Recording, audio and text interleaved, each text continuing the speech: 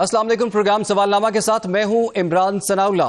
और नाज़रीन, बिलाखिर वो वक्त आन पहुंचा है जब गजा अमन मुआहदे पर दस्तखत हो चुके हैं। मिस्र के शहर शर्म उल शेख में अमरीकी सदर डोनाल्ड ट्रंप पहुंचे और 8 जो मुस्लिम सरबराहान मुमलिकत हैं, जिसमें वज़ीर आज़म शहबाज शरीफ वो भी इस तकरीब में मौजूद थे, और दीगर जो सालिस ममालिक हैं, इन तमाम ने अब गजा अमन मुआहदे पर दस्तखत कर दिए हैं। साइड लाइन्स पर अमरीकी सदर डोनाल्ड ट्रंप की मुलाकातें भी हुई हैं दीगर सरबराहान मुमलिकत से, और वज़ीर आज़म शहबाज शरीफ के साथ एक मरतबा फिर उनकी निहायत अहम मुलाकात हुई है। तो अमन मुआहदे का पहला मरहला जो है वो तो मुकम्मल हो चुका है और इसराइली 20 यरगमालियों को रिहाई मिल गई है। उसके बाद 1600 या 1700 जो फ़लस्तीनी कैदी हैं वो भी अब रिहा कर दिए गए हैं। इस अमन मुआहदे से बहुत सी उम्मीदें वाबस्ता हैं। कितना देर पा अमन मशरिक़ वस्ता में रह सकता है, लेकिन साथ ही साथ अगर हम ये भी देखें कि नेतन्याहू के बयानात अब भी कुछ अच्छे नहीं हैं। वो ये कह रहे हैं कि अभी फौजी कार्रवाई जो है वो मुकम्मल नहीं हुई और बहुत से सिक्योरिटी चैलेंजेस मौजूद हैं। एक जानिब अमन मुआहदा उसे पूरी दुनिया सेलिब्रेट कर रही है, डोनाल्ड ट्रंप उसका क्रेडिट ले रहे हैं। दूसरी जानिब नेतन्याहू जो है उस पर कुछ लोग कहते हैं एतबार नहीं किया जा सकता। दोबारा से जब ये यरगमालियों की रिहाई होगी या कैदियों के तबादले होंगे, उसके बाद कुछ सूरत हाल बिगड़ सकती है। बहरहाल अमन मुआहदे के 20 नुकात हैं और देखना होगा कि अगले मराहिल जो हैं कितने मुश्किल कितने आसान होते हैं। और इन्हीं तमाम मामलात पर बात करने के लिए इस वक्त हमें ज्वाइन कर लिया है माहिर बैनुल-अक़वामी और सिक्योरिटी उमूर अंजा साकिब साहिबा ने, उनके वेलकम करेंगे। इसके साथ साथ हमें दिफाई तजज़ियाकार air marshal retired Aamir Masood साहब भी ज्वाइन कर चुके हैं। आमिर साहब, आपको भी खुश आमदीद कहेंगे। सबसे पहले आमिर मसूद साहब, आपसे हम आगाज़ करते हैं। सर, इस अमन मुआहदे को होते होते 2 साल हो गए। अब हम इससे क्या उम्मीद रखें? क्या मशरिक़ वस्ता में देर पा अमन कायम रह सकता है? बिस्मिल्लाहिर्रहमानिर्रहीम, शुक्रिया बहुत बहुत आपका। देखिए जी, मशरिक़ वस्ता मिडल ईस्ट में जब से आप डिक्लेरेशन का टाइम देखें, उससे लेकर मशरिक़ वस्ता में आज तक अमन जो है वो ना तो कायम हुआ है, ना ही उसको प्लान किया गया है। जब से ये बेलफोर डिक्लेरेशन हुई थी 1917 से लेकर आज तक अगर आप समझें, तो मैं समझता हूं कि जो ऑब्जेक्टिव्स इजराइल के थे या जो ऑब्जेक्टिव्स बड़ी पावर्स अपने इस्तेमाल करना चाहती थी मिडल ईस्ट में, एक इंस्टेबिलिटी के सूरत में और एक कैओस के सूरत में, ताकि इजराइल जो है उसको एक सेफ्टी मिले और जितने जूइश हैं, ज़ायनिस्ट हैं, उनको काफी हद तक अमन मिल सके मशरिक़ वस्ता में। तो आज वो पीस डील उन टर्म्स और उन कंडीशंस पे साइन हो रही है। ये मेरा ज़ाती एक तज्जिया है, and being a student of international affairs मैं बड़ी कन्विक्शन के साथ कह सकता हूँ कि इस फर्स्ट वर्ल्ड वॉर से जो मसला ब्रिटिशर्स के दरमियान और अरब रियासतों के दरमियान ऑटोमन एम्पायर्स के खिलाफ जो ऑब्जेक्टिव्स थे, अगर आप उन्हें पढ़ें, उनकी रूह को देखें और ये देखें कि क्या उसमें फ़लस्तीनियों के हकूक थे और क्या जूस के और यहूदियों के हकूक थे, तो आपको ये पता चलेगा कि बहुत कॉन्ट्रडिक्शन थी। और आज वो कॉन्ट्रडिक्शंस इस अमन मुआहदे की सूरत में नजर आ रही हैं, जिसमें एक तसलसल रहा जंगों का, जिसमें बहुत सारे बाहर की ताकतों ने इजराइल की मदद की और मदद इस बेसिस पे की कि वो लोग ऐसे हैं जिनको एक रियासत के क़याम का हक हासिल है, जबकि फ़लस्तीनी लोग जिनके रियासत में या जिनके घर के अंदर इनको पेश किया गया, वो 99% मेजॉरिटी में मौजूद थे। उनके हकूक का ख्याल नहीं रखा गया, उनके पॉलिटिकल हकूक का ख्याल, उनके रिलीजियस हकूक का ख्याल आज तक नहीं रखा गया। तो कैसे ऐसी जगह पे अमन हो सकता है जहां पे मेजॉरिटी वाले लोग जो हैं उनको सप्रेस किया जाए, उनके रिलीजन को सप्रेस किया जाए? आप इसका कश्मीर के साथ मुआवजा करके देख लें, क्या कश्मीर में आज तक अमन कायम हो सका है जो हिंदुस्तान ने जिसके ऊपर नाजायज कब्जा किया हुआ है? उसकी वजह सिर्फ ये है कि जब पीपल्स सेंट्रिक गवर्नमेंट नहीं होगी, एक गवर्नमेंट को मैनेज और मैनिपुलेट करके जबरदस्ती रखा जाएगा, चाहे वो इराक हो, चाहे वो अफगानिस्तान हो, चाहे वो सीरिया हो और चाहे वो ये फ़लस्तीन का इलाका हो, गजा का इलाका हो या वेस्ट बैंक हो। इधर मेरा नहीं ख्याल कि किसी किस्म का अमन इन रियासतों में आ सकता है, चाहे तमाम मुसलमान मुमालिक एक तरह से इकट्ठे होके इजराइल की सपोर्ट भी करना चाहें और अब्राहम पैक्ट का हिस्सा भी बन जाएं। फिर भी मैं समझता हूँ कुछ ना कुछ ग्रीवेंसेस जो اندر کے لوگ ہیں، جو آپ کے لوگ، جو عوام ہے، ان میں ضرور رہیں گے، اور وہ آج بھی موجود ہیں، جی کیونکہ یہ سارا علاقہ جو ہے اس میں اچھا مسلمانوں کی عامر صاحب، میجورٹی یہ ہے۔ بڑا اہم نقطہ سر آپ نے اٹھایا ہے، اسی نقطے کو میں آگے لے کے چلوں گا۔ انزا صاحبہ، دیکھ رہے ہیں کہ مشرق وسطیٰ میں امن قائم کرنے کے لیے اب ڈونلڈ ٹرمپ جو ہیں وہ لیڈ کر رہے ہیں، پھر ابھی دستخط بھی ہو جائیں گے، اور 8 جو اسلامی ممالک ہیں ان کے سربراہان بھی ہیں، بشمول وزیر اعظم شہباز شریف صاحب بھی، اور 20 دیگر ممالک کے نمائندگان بھی وہاں پر موجود ہیں۔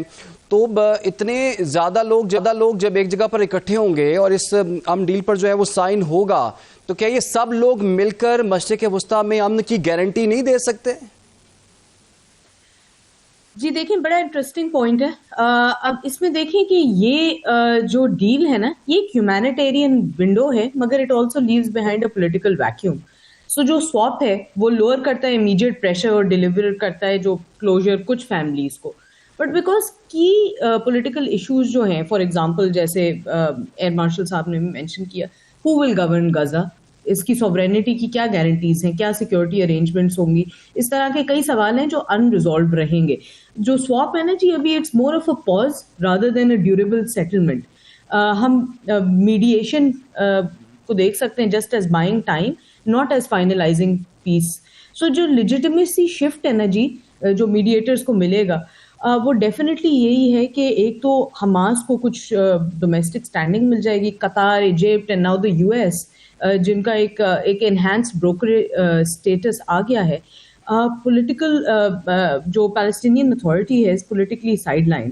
سو ڈومیسٹکلی غزہ میں ابھی بھی جو پرسیپشن ہوگا کہ یہی ہے کہ حماس نے لیوریج کی اپنی کچھ پولیٹیکل لیجیٹمیسی، لیکن any unified Palestinian negotiating partner یہ ابھی بھی کمپلیکیٹڈ ہے۔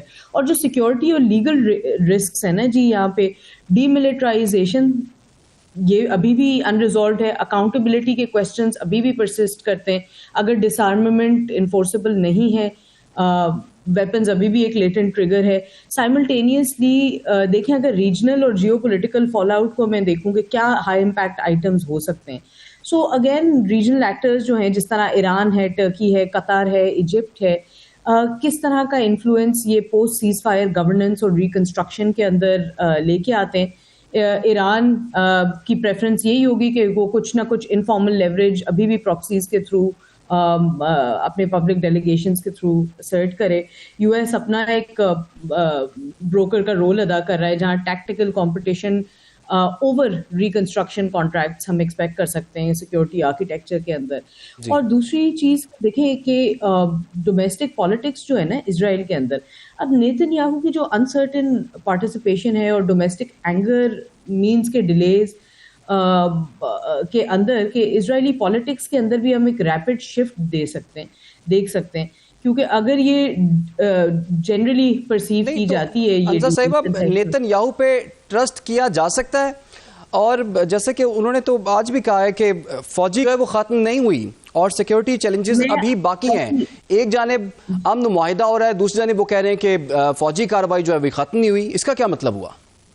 تو میں ایگزیکٹلی جس چیز کی آپ کو بات کر رہی ہوں نا، کہ دیکھیں یہاں پہ نا رسکس اور کیا ایگزیکٹلی ہو سکتا ہے۔ دیکھیں، ایک تو سیکوینسنگ کا فیلئر ہے، یہ hostage relief without verified aid flow, verification کوئی میکینزمز نہیں ہے، ریکنسٹرکشن کی کوئی کمٹمنٹس ابھی نہیں ہے، یہ غزہ کو اور ولنریبل چھوڑ سکتا ہے۔ حماس کے پاس ابھی کوئی گارنٹیز نہیں ہے، تو ایک کچھ نہ کچھ ایک اور چانس ہو سکتا ہے رینیوڈ وائلنس کا، پولیٹیکل ایکسکلوژن ہے، بیک لیش آئے گا۔ دوسری چیز دیکھیں، یہ ایک ہیومینیٹیرین بریک تھرو تو ہو سکتا ہے، مگر ریئل ٹیسٹ یہ ہے نا کہ کیا اس میں ویریفائبل ایکشن ہوگا، کیونکہ اگر disarmament is off the table, ٹھیک ہے نا، تو یہ پیس بھی پھر کیا نیگوشیبل ہے کہ نہیں ہے۔ weapons in Gaza still mean violence is just a heartbeat away.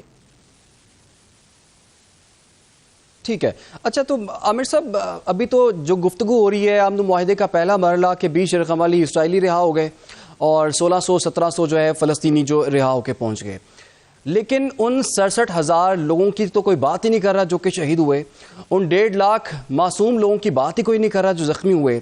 تو یہ مجھے بتائیے کہ اس چیز کا حساب جو ہے وہ کس سے لینا ہے اور یہ حساب کون لے گا؟ یہ دیکھیں، حساب تو مسلمانوں کو ہی لینا چاہیے، جو عرب کنٹریز ہیں، those who have suffered most, اور جو پیلسٹینینز ہیں۔ دیکھیں ابھی بھی جو باتیں ہو رہی ہیں اور جس طرح سے تقریر کی ٹرمپ نے جا کے جیروسلم میں اور ان کی جو جتنی پارلیمنٹ تھی اس کو ایڈریس کیا اسرائیل کو، مطلب اس کے ورڈز جو ہیں بڑے انپریسیڈنٹڈ، بڑے مطلب ایسے ہیں جو کہ شو کرتے ہیں کہ ایک ون سائیڈڈ ان کی کمٹمنٹ ہے امریکہ کی، اور وہ اسرائیل کے ساتھ ہر وقت کھڑے تھے، کھڑے ہیں اور کھڑے رہیں گے، ان کی سیکیورٹی کی گارنٹی دیتے ہیں۔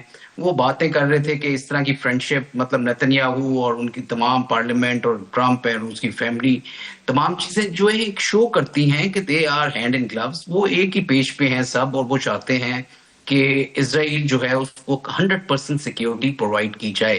دیکھیں ابھی پرزنر سویپ کی آپ نے بات کی، جو بھی میڈیا ویسٹرن میڈیا بات کر رہا ہے وہ کہہ رہا ہے کہ جی ہوسٹیجز جو ہیں وہ حماس نے ریلیز کیے ہیں اور پرزنرز جو ہیں وہ اسرائیل نے ریلیز کیے ہیں۔ I mean you can see the dichotomy جو کہ ان کی لینگویج سے نظر آتی ہے، جو وہ نیریٹو جو انہوں نے بنایا ہوا ہے اور جس طرح کی انالوجیز وہ استعمال کر رہے ہیں، اس میں ہی پتہ چلتا ہے کہ بائسز بہت اسٹرانگ موجود ہیں۔ اور بالکل آپ نے ٹھیک کہا کہ جو کچھ ہوا ہسٹری میں، جتنی سفرنگ کی انہوں نے حماس نے، اب جب معاہدے کی ہم بات کرتے ہیں تو 20 کے 20 نکات جو ہیں ان میں حماس کی کیا رول ہوگا، حماس کے ہوگی، کوئی کسی قسم کی کلیئرٹی نہیں ہے۔ اور دو جو سب سے امپورٹنٹ شکیں ہیں جن کا ہونا بہت ضروری تھا کہ اسرائیل کی فورسز جو ہے وہ کمپلیٹ وڈرال کریں گی اس ایریا سے، غزہ کے ایریا سے، اسے ڈی ملٹرائز کریں گی بیفور حماس جو ہے وہ اپنے آپ کو اپنے ویپنز کو ختم کرے اور اپنے تمام ویپنز کو سرنڈر کرے۔ اور دوسری چیز یہ ہے کہ پیلسٹینین اسٹیٹ کو مانا جائے گا ایز اے لیجیٹمیٹ اسٹیٹ، اور جو کہ تمام یورپین کنٹریز نے بھی جس کا احاطہ کیا ہے، اور مطلب اس کے اوپر پریشر بھی ہے، بٹ ان دونوں کو ابھی تک اسرائیل نے ایکسیپٹ نہیں کیا۔ پھر آپ بات کرتے ہیں اسٹیبلائزیشن فورس کا جو کہ انٹرنیشنل ہوگی، جس میں مسلمان ممالک کی ہوں گی، تو یہ دیکھنا بہت ضروری ہے کہ وہ انٹرنلی جب اپنے چیزوں کو اسٹیبلائز کرنے کی کوشش کریں گی تو ایکسٹرنلی ان کی باؤنڈریز کو کون ہوگا، جو کہ اسرائیلی فورسز اگر ادھر موجود رہیں تو کنٹرول تو ڈائریکٹلی اور انڈائریکٹلی اسرائیلی کے پاس ہوگا، اور اوور آل جو ہے وہ ٹرمپ صاحب نے اپنے پاس رکھا ہوا ہے، تو this will become another colony and not an independent state actually۔ تو حماس کی جو ایک لیجیٹمیٹ قسم کی جو قربانیاں رہی ہیں، جو سیکریفائز رہی ہے، جو سفرنگز رہی ہیں، ان کا احاطہ کون کرے گا، ان کی ایکنالجمنٹ کون کرے گا؟ کیونکہ پیپل آف دا پیلسٹائن یا اس غزہ کے جتنے لوگ ہیں انہوں نے سفرنگز دیکھی ہیں، اور ان کے ساتھ حماس نے بھی سفرنگ کی ہیں۔ دے وڈ آلویز وانٹ کہ جس طرح میڈم بھی بات کر رہی تھی کہ ایک انکلوسیو قسم کی گورنمنٹ ہو، پیپلز گورنمنٹ ہو، جو کہ آ کے اس کے اندر اسٹیبلائزیشن کا پروسیس بھی کر سکے، ری ہیبلیٹیشن اور ری بلڈنگ کا پروسیس بھی کر سکے۔ اگر آپ امریکہ اور ویسٹ سے لے آئے کانٹریکٹرز اور انہی کو فائدہ پہنچتا رہا، اور پیسے جو ہے وہ عرب ممالک کے اور قطر اور سعودیہ اور یو اے کے استعمال ہوتے رہے، پھر تو یہ وہی فارمولا ہے جو کہ استعمال ہوتا رہا ہے باقی ممالک میں بھی، مسلمان ممالک میں، جن کے اوپر رجیم چینج کی گئی اور مینج اور مینوپولیٹ کی گئی۔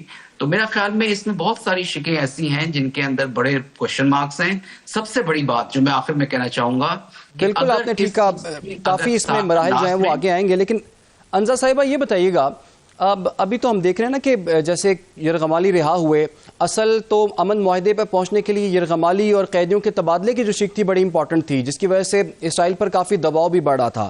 اب جب یہ رہا بھی ہو گئے ہیں تو اس کے بعد کون سی ایسی چیز ہوگی جو کہ اسرائیل کو جارحیت سے روکے رکھے گی؟ اور دوسرا یہ بتائیے گا، نیتن یاہو جو ہیں وہ بڑا پر امید ہے، وہ یہ سمجھتا ہے کہ جناب اس امن معاہدے کے بعد عرب کنٹریز کے ساتھ ہمارے معاملات اور تعلقات بڑے اچھے ہو جائیں گے۔ آپ کو کیا لگتا ہے ابراہم ایکارڈز کے آنے والے دنوں میں کیا مستقبل ہوگا؟ عمران میں ایک لاسٹ پوائنٹ جو میں کور نہیں کر سکا، اگر آپ اجازت دیں اور میڈم کی اجازت سے، دیکھیں آخر میں جو ہے نا، میں یہ کہنا چاہوں گا کہ مسلمان ممالک کو ہی وہ سب سے بڑے سٹیک ہولڈرز ہیں، انہی کو اپنے سیکیورٹی، سیفٹی اور غزہ کے اندر جو معاملات ہیں ان کو طے کرنا پڑے گا، اسی سے ایک تسلسل رہے گا امن کا، اور وہ امن جو ہے ہمیں ویسٹرن کنٹریز یا دوسرے ممالک امریکہ گارنٹی نہیں کر سکتا، جس کے اوپر یہ بہت زیادہ بینک کر رہے ہیں۔ جس طرح علامہ اقبال نے بہت عرصہ پہلے 100 سال پہلے کہا تھا، جب یہ چیزیں شروع ہوئی تھی بلفور ڈکلریشن کی، کہ بتوں سے تم کو امیدی، خدا سے نو امیدی، مجھے بتا تو صحیح اور کافری کیا ہے۔ تو we have to rely on our own resources and strength, otherwise stability آنا بہت مشکل ہے اس ریجن۔ ٹھیک ہو گیا. جی انزا صاحبہ بتائیے گا کہ اس امن معاہدے کے بعد عرب کنٹریز کے ساتھ اسرائیل کے تعلقات آپ کیا دیکھ رہی ہیں؟ ابراہم ایکارڈز کے حوالے سے بتائیے گا اس میں کتنی گنجائش ہے، اور آنے والے دنوں میں اب لگتا ہے کہ اس امن معاہدے کے بعد کچھ اور مزید عرب کنٹریز اسرائیل کو تسلیم کر سکتے ہیں؟ دیکھیں اس سے پہلے کہ ہم آپ کے اس سوال پہ آئیں، میں آپ کا پریویس سوال اس کو کیپچر کرنے کی کوشش کرتی ہوں کہ دیکھیں ابھی جو سٹانس ہونا چاہیے نا، آپ نے کہا کہ what happens next after the prisoner release, تو ان این آئیڈیل سیناریو ہمیں بینگ پاکستان ایز ویل اور جتنے بھی اور اسلامک کنٹریز کے ورلڈ لیڈرز موجود ہیں، جس طرح پش کرنا چاہیے وہ ڈیفینیٹلی ہیومینیٹیرین پروگرس تو ہوتی رہے، لیکن کسی بھی قسم کی پری میچور ریکگنیشن اس آؤٹ کم کی ہمیں نہیں دینی چاہیے. سیز فائر از ویلکم، لیکن اس کو ڈیفینیٹلی اس چیز کے اندر انگیج کرنا چاہیے کہ جو آپ کے OIC اور عرب پلس کنٹریز کے پلیٹ فارمز ہیں، ایک جوائنٹ ریزولوشن جس میں انٹرنیشنل مانیٹرنگ ہو ایڈ کوریڈورز کی اور پرزنر ایکسچینجز کی. دیکھیں کوئی بھی اس طرح کے معاہدے نا جہاں صرف پرزنر سواپ ہوا ہے فار ایگزامپل، وہ لیگلی بائنڈنگ نہیں ہے انٹرنیشنل لا کے اندر. سو اگین تھیٹرکس کے لیے، آپٹکس کے لیے بات اچھی ہوگی، ایک ون ثابت ہوتی ہے، لیکن at the end of the day اس چیز کو سولیڈیفائی کرنے کے لیے اور ایون پاکستان کا وہاں ہونا اور اس چیز پہ پریشر بلڈ اپ ہونا چاہیے کہ فار ایگزامپل کچھ اور انڈیپینڈنٹ لیگل اوورسائٹ آئے، جس طرح کے UN یا جنیوا ٹریک سے سویلینز کو انشور کریں کہ اکاؤنٹیبلٹی ملے انڈر دی انٹرنیشنل لا. اس کے علاوہ یہ کہ بائی لیٹرل آؤٹ ریچ ہوتی رہنی چاہیے کہ ریکنسٹرکشن پلان کے اندر بھی، کہ قطار، ٹرکی ہوا، ایجپٹ ہوا، سعودی عربیہ ہوا. اب اس کے اندر کچھ اور سینسٹیوٹیز بھی ہیں کہ جہاں پہ آپ کوئی بھی قسم کی اس کو فائنل سیٹلمنٹ نہیں مان سکتے. یس اٹ از اسٹارٹ اور some kind of like blueprint, لیکن ابھی بھی یہ اس کو کوئی پوسٹ حماس لینگویج یوز کرنا، فائنل سیٹلمنٹ کرنا، یہ دیکھیں کرنٹ فیز ہے ہیومینیٹیرین ڈی ایسکلیشن کا. سو ڈیفینیٹلی اس چیز کے اوپر بھی کہ حماس کو ٹوٹلی ڈسارم کر دیا جائے، اور سب سے بڑی بات تو دیکھیں وہ نیگوشیٹنگ ٹیبل پہ ہی نہیں ہے. سو یہ انکلوسیو پولیٹیکل سیٹلمنٹ یا پیلسٹینین ریپرزنٹیشن کھلی نہیں ہوئی ہے.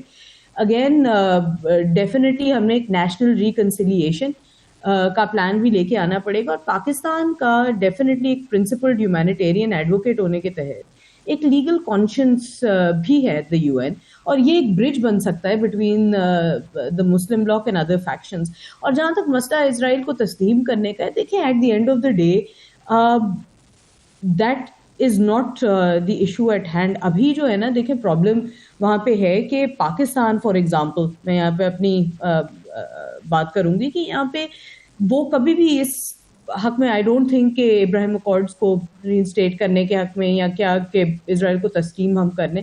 نو، آئی تھنک ہمیشہ مسئلہ جو پاکستان نے بار بار کہا ہے کہ پیلسٹینین اسٹیٹ ریکگنائز کیا جائے. یہاں پہ اتنی زیادہ آئی تھنک نیریٹو کی جو جنگ ہے نا، وہ بار بار اس چیز کو ڈرائیو کیا جا رہا ہے کہ کیا اسرائیل تسلیم ہوگا یا نہیں، رادر دین ٹاکنگ اباؤٹ کہ کیا کور ایشوز ہیں، کس لیگیلٹی کے تحت ہم پیلسٹینین اتھارٹی کو ریکگنائز کریں گے، پیلسٹینین اسٹیٹ ہوڈ کو ریکگنائز کریں گے، وہاں کیا فریم ورکس ہوں گے، کون سی گورنمنٹ آئے گی اگر انٹرم گورنمنٹ آتی ہے. سو آئی تھنک یہ تھوڑا سا ان چیزوں پہ کیریڈ اوے ہونے سے پہلے ہم پہلے ایک اسٹرکچر دے دیں اور پھر ایک ویریفائبل ٹائم لائنز رکھیں کہ اچھا اگر گورنمنٹ آنی ہے، انڈیپینڈنٹ گورنمنٹ کب تک آئے گی، تو دین دیٹ از ریئل پیس. ٹھیک ہے، بالکل آپ نے ٹھیک کہا جی. ٹائم فریم رکھنا چاہیے کہ یہ مراحل کس طرح سے طے ہوں گے. اور ناظرین یہ تو ہوگی مشرق وسطیٰ کی جو ہم نے بات کی ہے. اب ایک اور بڑا معاملہ ہے جو کہ ہمارے اس خطے کا ہے، اور وہ پاک افغان کشیدگی ہمیں نظر آ رہی ہے کچھ دنوں سے، اور اس میں بڑا نقصان بھی ہو گیا ہے.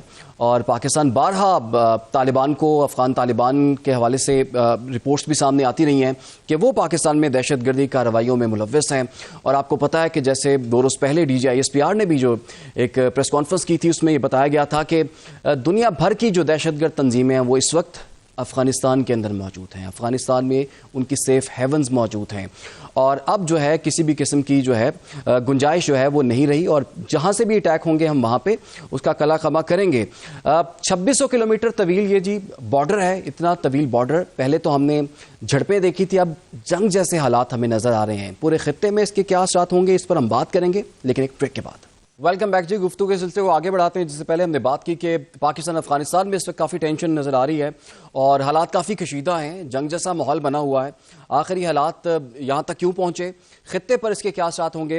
اچھا عامر مسعود صاحب, آپ کو کیا لگتا ہے کہ جو اتنا طویل بارڈر ہے, پھر یہاں پر اتنی زیادہ کشیدگی ہے, پھر ایک جانب ہمارے آپ کو پتہ ہے کہ بھارت ہے, وہاں سے بھی کوئی اچھی امید ہمیں نہیں ہے, پھر ایک جانب ایران کا بارڈر ہے, لیکن یہ جو اتنا طویل ترین بارڈر ہے, یہاں پر ٹینشن جو ہے اس کی وجہ کیا ہے اور اس کے اثرات کیا پڑیں گے خطے میں؟ کوئی بڑا واقعہ بھی ہو سکتا ہے؟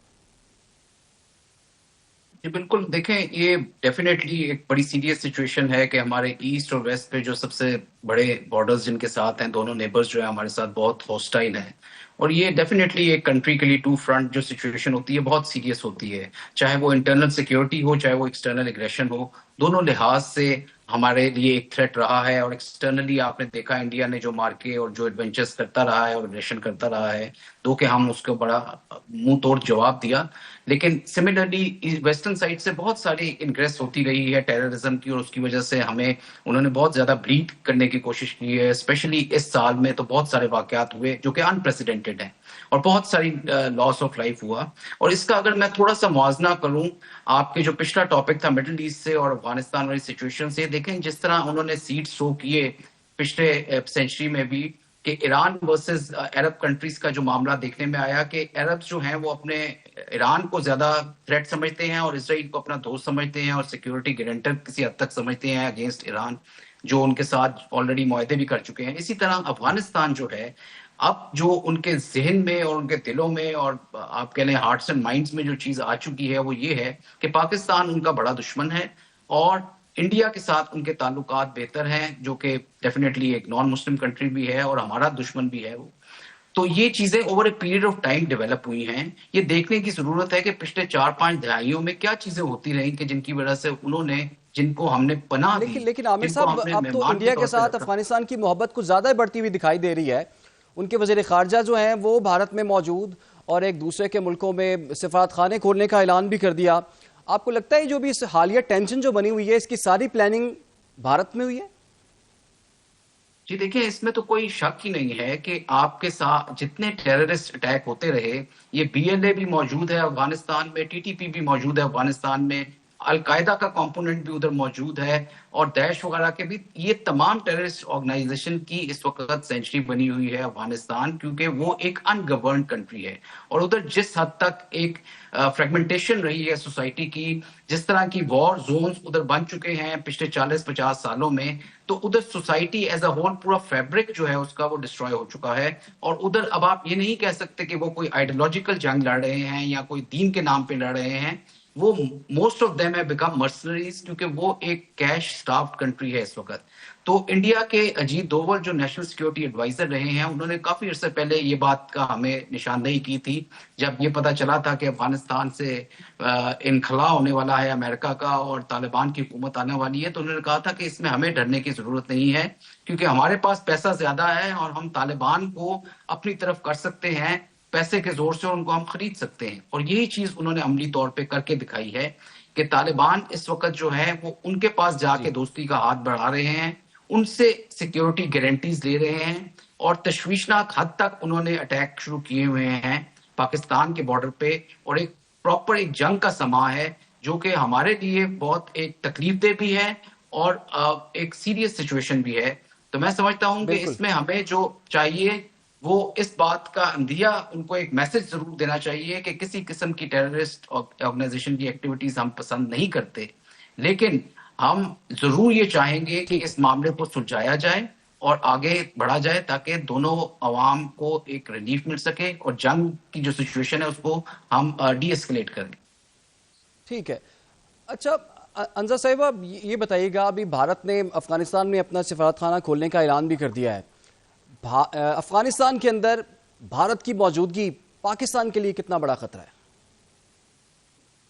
جی دیکھیں, ہم نے تو ڈیفینیٹلی اس چیز سے we have been one of the biggest sufferers of this. آپ یہ دیکھیں کہ بھارت ڈیفینیٹلی, میں آپ کو ایک بڑی آن اے لائٹر نوٹ ایک بات کہتی ہوں کہ ہمارے ساتھ کتنی غلط ہوا ہے پاکستان کے ساتھ ٹائم اینڈ ٹائم اگین, کہ جہاں ہم at the end of the day ہم جہاں بھی اگر بلیم اسائن کرتے ہیں اور سیکوینس آف ایونٹس دیکھتے ہیں تو ہر میجر ایسکلیشن جی ہوئی ہے افغانستان کے سائڈ سے. رسپانس اور پرووکیشن میں ڈسٹنکشن مینٹین کرنا ضروری ہے. پاکستان نے consistently border management mechanisms propose کیے تھے, joint patrolling, hotlines, even third party verification. اگر ہم فالٹ پر ہوتے تو ہم ٹرانسپیرنسی آفر نہیں کرتے. یہ کلیئرلی ایک بھارت کی انفلٹریشن ہے. جب کراس بارڈر فائرنگ ڈاکیومنٹڈ ہو اور سائملٹینیسلی ٹی ٹی پی کی انفلٹریشن اٹیمپٹس بھی رپورٹ ہو رہی ہوں, تو پھر یہ کہنا کہ پاکستان ایسکلیشن کریٹ کر رہا ہے یا انالیٹیکل ایکیوریسی سے یہ بہت دور ہے بات. سو اس ڈبیٹ کو ایک کور ایشو جو ہے نا وہ بلیم ہے, میکنزم نہیں ہے. سو پاکستان صرف یہ کہہ رہا ہے کہ اگر کابل کے ہاتھ صاف ہیں اور تو مانیٹرنگ اور ویریفیکیشن کھل کر کی جائے. اگر وہ انڈیا کے ساتھ انوالو نہیں ہے جو کہ سو کال ایک پرسیپشن دی جا رہی ہے, تو وہاں سے دیکھیں بہت ضروری ہے کہ ایک اور چیز ہم یہاں دیکھیں کہ مجھے تو جہاں تک سچویشن سمجھ میں آ رہی ہے نا, یہ کہ افغانستان کے طالبان کے اندر بہت گہری سیاسی کمزوریاں, جیسے ابھی ایئر مارشل صاحب نے بھی پوائنٹ آؤٹ کیا, سیاسی کمزوریاں اور انٹرنل ڈویژن ہے. اس کے اندر Haqqani network versus the other factions. Economy ان کی گر چکی ہے, لیجیٹمیسی کے کرائسس ہیں, فیکشنز میں لڑائیاں ہیں. جب حکومت اندر سے اتنی کمزور ہو تو باہر سے ایکسٹرنل اینمی پریشرز کریٹ کرتے ہیں. پاکستان کو ٹارگٹ کرنا ان کی ایک کلاسک ڈائیورژن ہے. دوسری چیز, یہ جو ساری فائرنگ اس وقت ہوئی ہے کہ جب ایک again Afghan delegation Indian official کے ساتھ تھا. اب یہ اگین میں آپ کی نشاندہی کرنا چاہوں گی 1999 میں یہ وہی لوگ ہیں جن کو ڈیفینیٹلی بلیم کیا گیا تھا, جن کے ساتھ آج یہ ہاتھ ملا رہے ہیں, جن کو 1999 کے اندر ایئر پلین ہائی جیکنگ کے اندر جیسے کہ مسعود اظہر ہیں اور اس کے کمپینینز ہیں, ان کو بلیم کیا گیا تھا. اور اب یہی لوگ مطلب ہپوکریسی ہے کہ یہ ٹیررزم کو اینڈ کرنے کی بات کرتے ہیں. سو یہ کلیئر سگنل ہے کہ انڈیا اپنی پرانی پراکسی اسٹریٹجی سے پھر ایکٹیویٹ کر رہا ہے چیزوں کو. اس دفعہ کابل کے ذریعے پاکستان کے ویسٹرن فرنٹ کو پریشر میں لانے کی کوشش کر رہا ہے. تیسری چیز, ہمارے جو ڈیفینس سورسز یہ کہہ رہے ہیں کہ یہ فائرنگ اس لیے کی گئی تھی کہ دیکھیں ہمارا کبھی بھی مسئلہ افغانیوں کے ساتھ نہیں, ہمارے دیٹس مسلم بردرہڈ. لیکن at the end of the day ہم نے دیکھیں بڑی ایک اسٹریٹجک رسپانس دیا ہے تاکہ جو ٹی ٹی پی اور فتنۃ الخوارج, فتنۃ ہندوستان جیسی کلدن تنظیمیں ہیں کراس بارڈر موومنٹ نہ کر سکیں. مطلب ملیٹنسی کو پھر سے اسٹیٹ لیوریج بنایا جا رہا ہے. سو پاکستان کی آرمی نے جو رسپانس دیا ہے بڑا کنٹرول لیکن ڈیسائسو جواب دیا ہے. دیکھیں آرٹیکل 51 یو این چارٹر کا, آرٹیکل 24. بالکل جی, پاکستان نے تو بڑا زبردست رسپانس دیا ہے. لیکن عامر صاحب, اس پورے خطے کے جو پلیئرز ہیں, ایران ہو گیا, چائنا ہو گیا, یہ اس صورتحال کو کیسے دیکھ رہے ہیں؟ دوسرا سوال یہ ہے کہ ٹرمپ صاحب پھر میدان میں آنے کی کوشش کر رہے ہیں. وہ کہتے ہیں یہ پاکستان اور افغانستان والے معاملے کو جو ہے نا میں واپس آ کے دیکھوں گا. آپ کو لگتا ہے کہ اس معاملے میں بھی ٹرمپ جو ہے وہ کردار ادا کر سکتے ہیں؟ بالکل جی, دیکھیں یہ افغانستان کی جو سچویشن ہے بہت اسٹریٹجک سچویشن ہے. بہت سارے ملک ادھر ملتے ہیں اور یہ ایک راؤٹ ہے جو کنیکٹ کرتا ہے ایسٹ اور ویسٹ کو, نارتھ اور ساؤتھ کو ٹورڈز سی. آلسو اس کی کنیکٹیوٹی وایا ایران اور پاکستان ہوتی ہے. تو اس کی اسٹریٹجک امپورٹنس اتنی ہے کہ امریکہ اسے چھوڑ نہیں سکتا, اور اسی وجہ سے وہ باگرام بیس کی بھی باتیں کر رہے ہیں. دیکھیں ادھر ہمیشہ ایک جنگ رہی ہے اور ہر سپر پاور نے کوشش کی ہے اس کی آکوپیشن کی, چاہے وہ برٹش ہو, چاہے وہ رشیا ہو, چاہے وہ امریکہ ہو. اس کی وجہ یہی ہے کہ اس کی اسٹریٹجک امپورٹنس موجود ہے. دو کہ یہ کہنا کہ یہ گریو یارڈ آف امپائر رہا ہے, میری نظر میں وہ غلط ہے, کیونکہ امپائرز نے تو فائدہ اٹھایا ہے اور اسے لیبارٹری کے طور پہ استعمال کیا ہے. گریو یارڈ یہ ضرور رہا ہے افغانیوں کے لیے اور کافی حد تک پاکستانیوں کے لیے بھی. کل جو جنگ تھی جسے گریٹ گیم کہتے ہیں, وہ برٹشرز کے درمیان تھی اور رشینز کے درمیان تھی, اور زون جو تھا وہ افغانستان تھا. آج جو گریٹ گیم ہو رہی ہے جس میں امریکہ اور چائنا کے درمیان ہے, چائنا کی بہت انگریس ہوئی ہے ادھر, اور چائنا چاہتا تھا کہ سی پیک کا روٹ ادھر سے گزرے اور کنیکٹیوٹی ہو, انرجی کوریڈورز بنے. اس کو امریکہ ایک تشویش کی نگاہ سے دیکھتا ہے. تو آج کی جو ایکسٹرنل پلیئرز ہیں, بہت regional as well as global players, ان کی جو گریٹ گیم ہے اس کا بھی زون جو ہے وہ افغانستان ہی ہے, اور پاکستان کو اس میں ایک ڈیفینیٹلی ایک بہت عملی کردار بھی ادا کرنا پڑے گا. اور جو موسٹ افیکٹڈ نیشن رہی ہے افغانستان کے اندر, جتنے عمل دخل ہوئے ہیں گریٹ پاورز کی, وہ پاکستان ہی کو رہی ہے. اور پاکستان پہ اس کا سب سے زیادہ اثر بھی ہوا ہے, اور میرا خیال میں پاکستان نے ان کی وجہ سے سب سے زیادہ نقصان بھی اٹھایا ہے. تو یہ ڈیفینیٹلی ٹرمپ اس میں یہ انٹروینشن نقصان کریں تو گے. بڑا اٹھایا عامر صاحب. اب دیکھیں نا, امریکہ جو ہے جب یہاں سے گیا افغانستان سے $7.2 بلین کا اسلحہ یہاں پر چھوڑ گیا ہے, اور ہم نے دیکھا ہے کہ پاکستان میں دہشت گردی کی جو کارروائیاں ہو رہی ہیں اس میں فتنہ الخوارج کے پاس یہ امریکن اسلحہ ہی موجود ہے.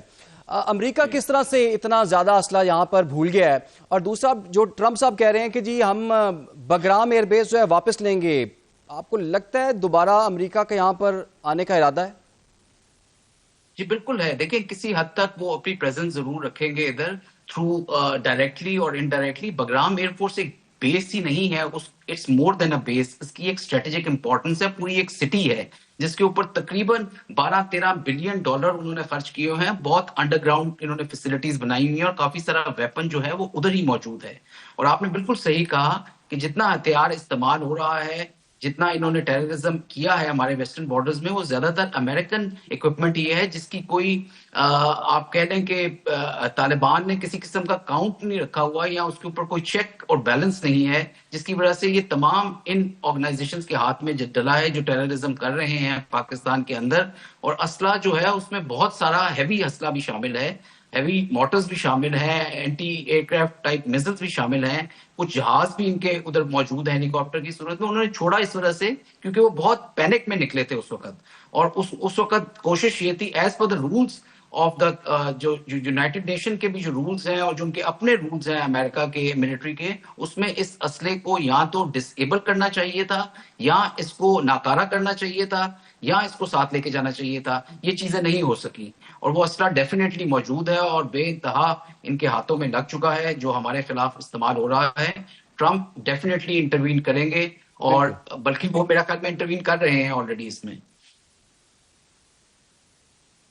ٹھیک ہے. اچھا انصر صاحب یہ بتائیے گا, جیسے کہ بڑی آوازیں اٹھ رہی تھی جی, کہا جا رہا تھا کہ جی ان سے مذاکرات کریں, بات چیت سے اس مسئلے کو حل کیا جائے, لیکن سوال وہی جو کہ 2 روز پہلے بھی سامنے آیا کہ کیا پاکستان کی سیکیورٹی کی گارنٹی ہم نے کابل سے جا کے لینی ہے؟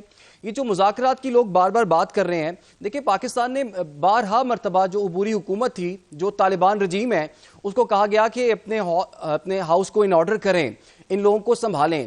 کیا ان لوگوں کی یہ کیپیسٹی نہیں ہے, یا پھر ہم کچھ بہت زیادہ ان سے مطالبہ کر رہے ہیں؟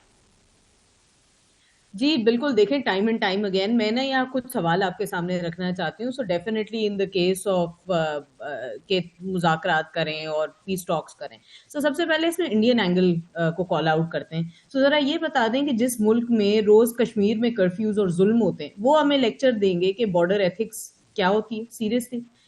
یا وہ ملک جو 40 سال تک پاکستان کی نمک کھاتا رہے, روٹی کھاتا رہا, جو اس ملک کا انٹرم حکمران ہم پر ہی حملے کروائے گا, تو یہ دوستی ہے یا دغا؟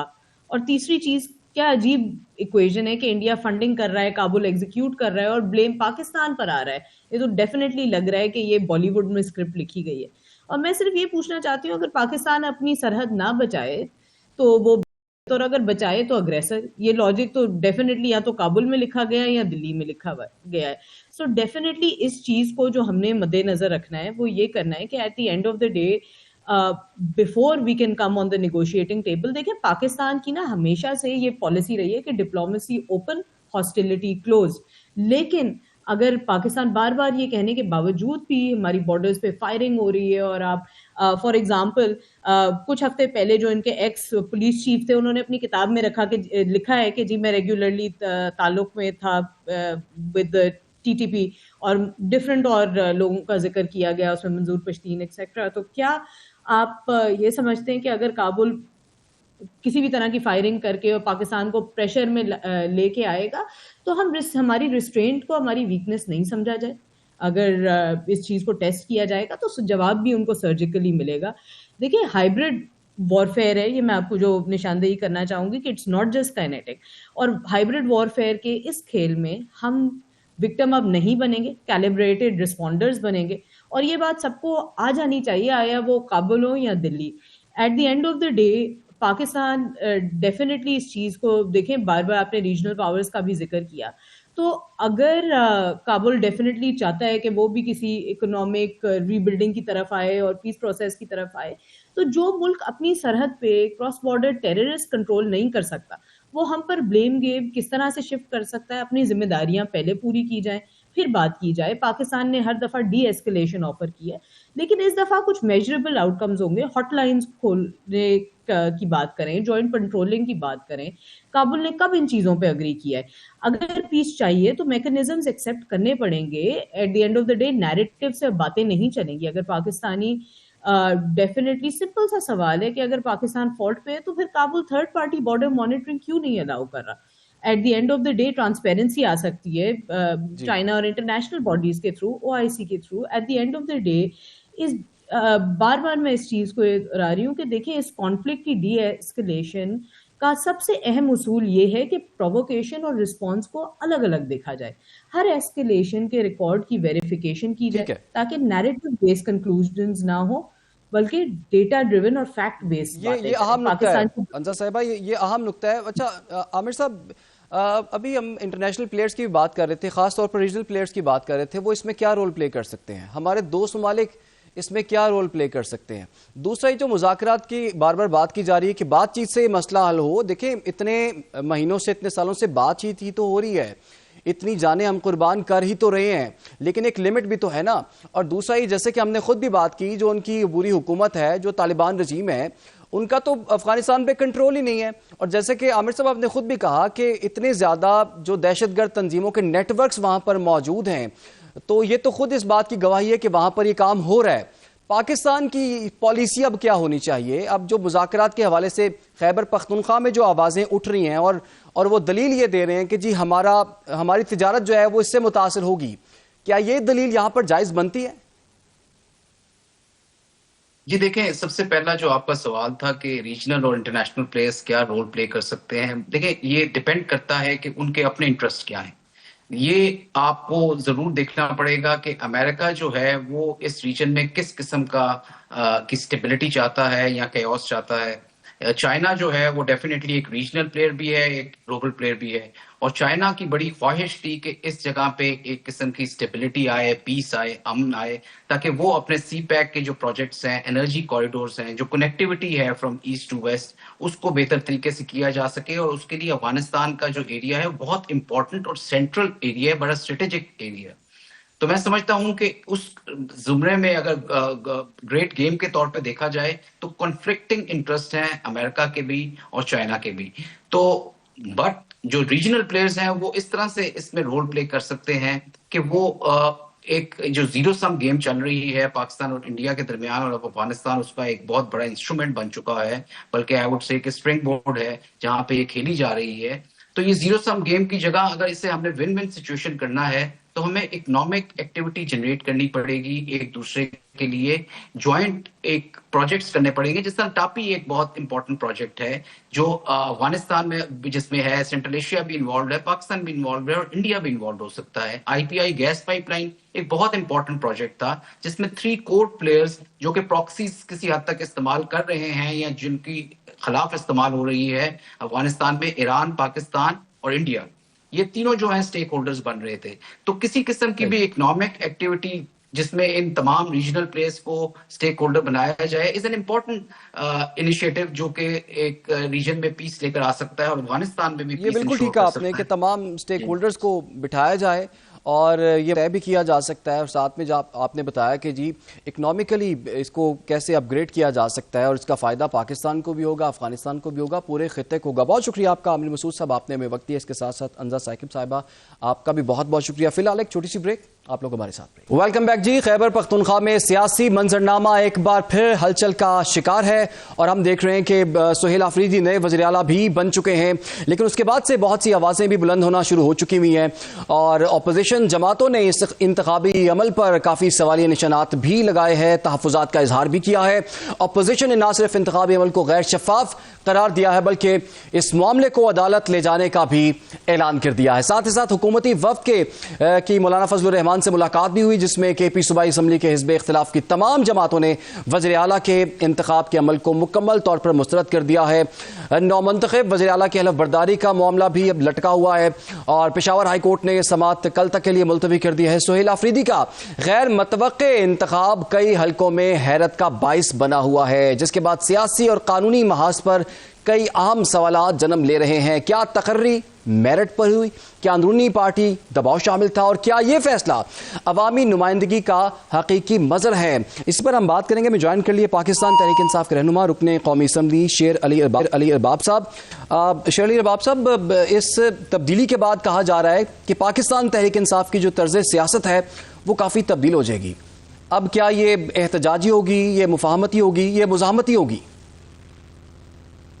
دیکھیں، ابھی جب بھی نئی چیف منسٹر انشاءاللہ کل اوٹ لیں گے تو اس کے بعد پارٹی جو ہے نئے عمل پہ کام کرے گی عمران خان صاحب کی رہائی کی. اور ہم جو ہیں، ہمارا مقصد ہے عمران خان صاحب کو ان غلط کیسز سے، جعلی کیسز سے بری کر کے نکالنا. اس میں مفاہمت جو ہے اس سے زیادہ ہمارا ٹلٹ ہوگا مزاحمت کی طرف، بٹ آئین کے اندر ہم آئین شکن نہیں. اور انشاءاللہ ہمیں امید ہے کہ ہماری جب مزاحمت آئے گی، بڑھے گی، تو اس سے حل کی طرف جو ہے وہ راستہ نکلے گا اور خان صاحب اس میں سے نکل جائیں گے انشاءاللہ. شیر علی صاحب، یہ بتائیے گا، آپ کہہ رہے ہیں کہ آئین کے اندر رہ کے ہم مزاحمت کریں گے. اب آپ نے جب مزاحمت کی ہے وہ الٹی گلے ہی پڑی ہے اور آپ کا دعویٰ یہی رہا ہے کہ ہم نے آئین کے اندر رہ کے مزاحمت کی تھی، لیکن 9 مئی بھی ہوا، 26 نومبر بھی ہو گیا. اس مرتبہ ایسی کیا صورتحال ہوگی اور آپ آئین کے اندر بھی رہیں گے اور آپ کے مطالبات بھی منظور ہو جائیں گے، آپ کو ریلیف بھی مل جائے گا؟ دیکھیں، ہمیں ایک تو یہ ہے کہ کسی سے کوئی بھیک نہیں چاہیے. اگر 9 مئی کے دیکھیں اس میں بھی ہم نے شہداء دیے، ریاستی اداروں یا محکموں نے ہم پہ گولیاں برسائے، ہمارے ورکر شہید کیے. 26 نومبر کو جو ہے احتجاج تھا، اسلام آباد ہم پہنچے اور جو ان ایکسپیکٹڈ تھا کہ روف ٹاپ سے کی مدد سے سیدھی جو ہے ہم پہ گولیاں چلی اور ہمارے ورکر جو ہیں وہ شہید ہوئے. اب ہم ایک سیاسی پارٹی ہیں، ہم کوئی دہشت گرد جماعت نہیں ہے. ملک میں بدقسمتی یہ ہے کہ دہشت گردوں کے ساتھ مذاکرات ہوتے ہیں اور سیاسی پارٹیوں کے ساتھ اور سیاسی جماعتوں کے ساتھ یہ ہوتا ہے جو ہمارے ساتھ 9 مئی اور 26 مئی ہوا. ان سب سے ہم نے دہشت گردوں کے ساتھ تو مذاکرات تو آپ کہہ رہے ہیں نا، پاکستان تحریک انصاف کہہ رہی ہے ان سے مذاکرات کریں، ریاست تو چاہتی ہے ان سے مذاکرات نہ ہو، ان کا کلا کماؤ. نہیں، بالکل نہیں. یہ آپ کو کوئی غلط فہمی ہوئی ہے. تحریک انصاف نہیں چاہتی کہ دہشت گردوں کے ساتھ مذاکرات ہو. ہماری حکومت میں بھی اور ہماری حکومت جب ختم ہوئی اس کے بعد بھی پارلیمنٹری کمیٹی اور نیشنل سیکورٹی، آپ آپریشن کی پھر حمایت کرتے ہیں بحیثیت جماعت؟ ایک منٹ میں آپ کو پوری دلیل دیتا ہوں. میں آپ کو یس اور نو والی بات ہے نہیں، بیکاز اس میں زندگیاں اور پورے پختونخوا کے عوام کا فیوچر ہے. So it's not very simple کہ ہاں اور نہ. جو ہماری پارلیمنٹری کمیٹی اور نیشنل سیکورٹی تھی اس کے اندر جو یہ پروپوزل آیا تھا یہ آرمی چیف اور اس وقت DGI کی طرف سے آیا تھا، ہماری طرف سے نہیں گیا تھا. ہم چاہتے ہیں کہ خیبر پختونخوا میں جو بھی کوئی آپریشن کے حوالے سے کارروائی ہو اس کو، بیکاز اب ہم 22 آپریشن پختونخوا میں ہو چکے ہیں. جو باقی صوبے میں کوئی بیٹھ کے ہمیں یہ درس دیتا ہے نا کہ آپریشن ہونا چاہیے، وہ ختم ہو اور ہمیں اسکول کرتا ہے تو ہمیں افسوس ہوتا ہے، بیکاز 22 آپریشن ہمارے صوبے میں ہوئے ہیں. ان 22 آپریشن سے حالات اچھے نہیں بدتر ہوئے ہیں. اگر اسی طرح باقی صوبے میں خدا نہ کرے اس طرح آپریشنز ہوں، اس کے بعد مجھے نہیں لگتا کہ کوئی بھی صوبہ چاہے گا. اس سے کیا عوام کو ہوا؟ 70,000 شہداء ہم نے دیے، ہمیں مل رہا ہے. ٹھیک ہے جی، بہت بہت شکریہ آپ کا شیر علی ارباب صاحب، آپ نے ہمیں وقت دیا اور اس کے ساتھ ہی پروگرام کا وقت بھی ختم ہو چاہتا ہے. ناظرین اجازت دیجیے، اللہ حافظ.